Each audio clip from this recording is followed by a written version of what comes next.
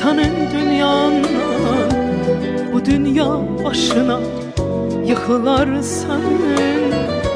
Kalbimi sıkmışsan belə gün gələr, yüreğin ömürlük sıxılar senin.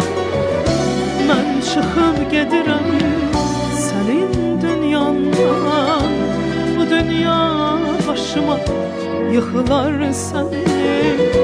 Kalbimi sıkmışsan elə gün gələr, yüreğin ömürlük sıxılar senin. Elə sındırdın ki bu yüreğimi, barışmaz küsübüdür ömürlük senden. Çalışma bir daha qayıtmaq üçün, mən səndən uzağam, uzaq ol məndən. Gəzmə küçələri sən ilməyindən, sökülmüş qəlbimi görə bilməzsən.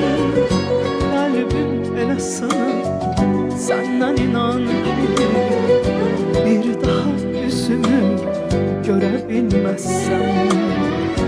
Qəlbim elə sınır səndən, inan ki bir daha üzümü görə bilməzsən.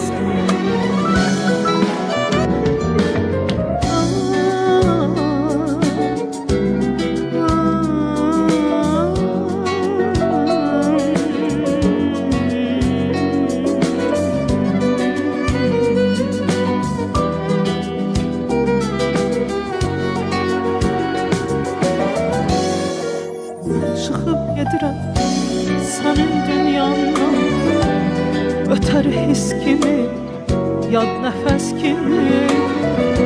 Getsəm də səsimi eşidəcəksən, hər yerdə, hər yanda tanış səs kimi.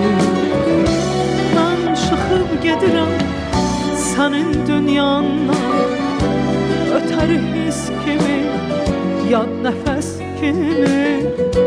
Getsəm də səsimi eşidəcəksən, hər yerdə, hər yanda yad nəfəs kimi.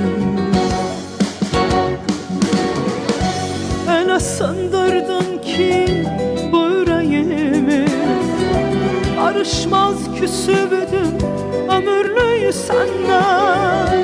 Çalışma bir daha qayıtmaq üçün, mən səndən uzağam, uzaq ol məndən.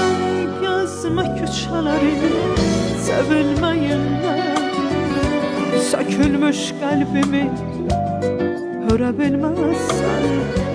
Qəlbim elə sınır səndən, inan ki bir daha üzümü görə bilməzsən.